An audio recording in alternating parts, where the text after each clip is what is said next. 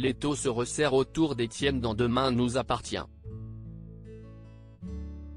Lors du précédent épisode, son ADN a été retrouvé dans la berline noire. De son côté, Swazik a donné rendez-vous à François au Spoon. En effet, elle souhaite parler d'Amel.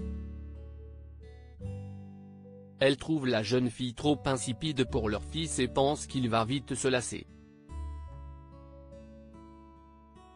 François admet qu'elle n'est pas très expressive, mais il rappelle qu'elle n'en est pas, non plus, un extraverti.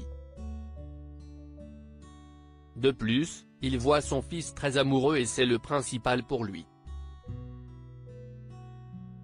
Cependant, attablé non loin de là, Amel a tout entendu. Terriblement blessée, Amel accuse difficilement le coup. Mise dans la confidence, Lisa se retient d'aller dire ses 4 vérités à Swazik, mais Amel a une meilleure idée.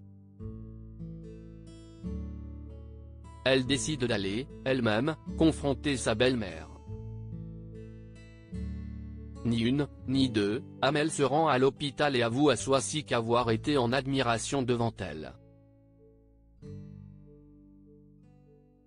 Cependant, en l'entendant ce matin, elle l'a trouvée mauvaise et hautaine. Elle lui reproche de ne jamais avoir essayé de la connaître. Soulagée d'avoir vidé son sac, Amel part sans ménagement et rejoint Adam. Ce dernier la rassure, il l'aime comme elle et rien ne pourra le faire changer d'avis. Demain nous appartient épisode du 10 mars. Le début de journée est mouvementé chez les Curtis dans votre série favorite. Étienne est officiellement arrêté dans Demain nous appartient.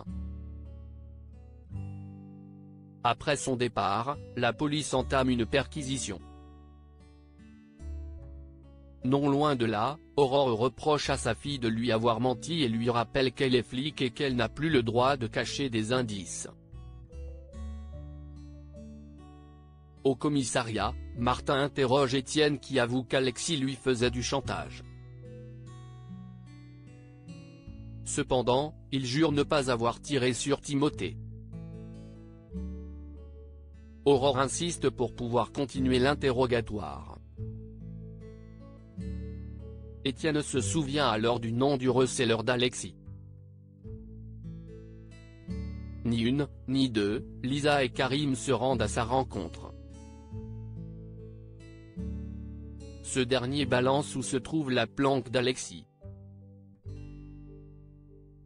Le complice d'Étienne est arrêté en possession du butin de la bijouterie.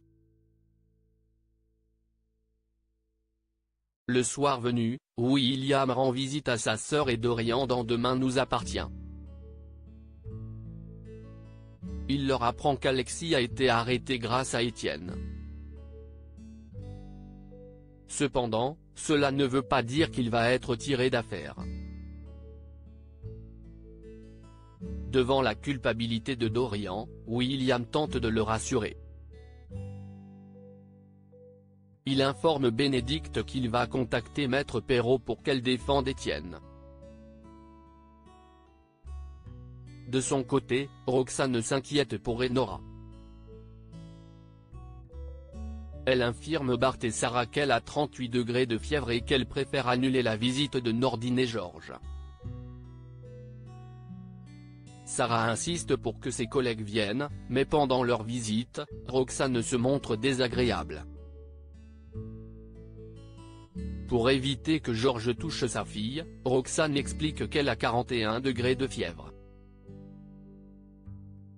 Enora est en danger, pas dupe pour un sou, Sarah comprend qu'elle a mis le thermomètre sous l'eau chaude. Un peu plus tard, Sarah relate le mensonge de sa femme à Bart. Il essaie de temporiser la situation en expliquant que Roxane s'inquiète pour leur fille. Sarah reçoit l'appel d'un livreur à qui elle confirme l'adresse de son domicile. Attablé non loin, le père de Nathan la regarde attentivement, il est un brin éméché. Il invite Sarah à partager un verre avec lui, mais elle décline poliment. Devant son insistance, elle lui fait comprendre qu'elle sort avec une femme. View this post on Instagram à post shared by demain nous appartient @dna-batf1, un client, qui n'est autre que le futur médecin de l'hôpital, prend la défense de Sarah et fait remarquer à Bruno qu'il est lourd.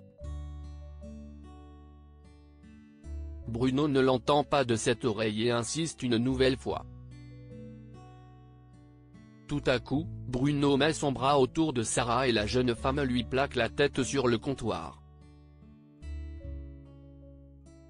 La policière le somme de quitter les lieux. Enragé, Bruno lui promet de se venger.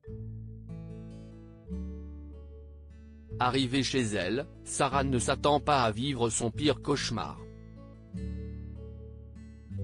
Un individu, vêtu de noir et cagoulé, tient dans ses bras Enora qui est endormie.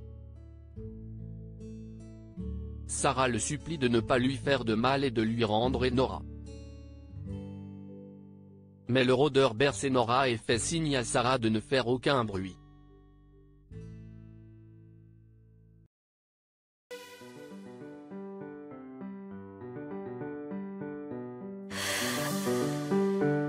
The man I love just had a heart attack,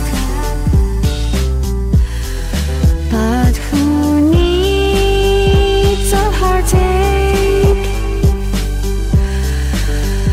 I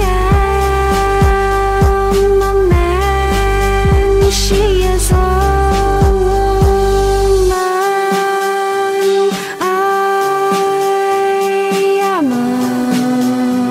she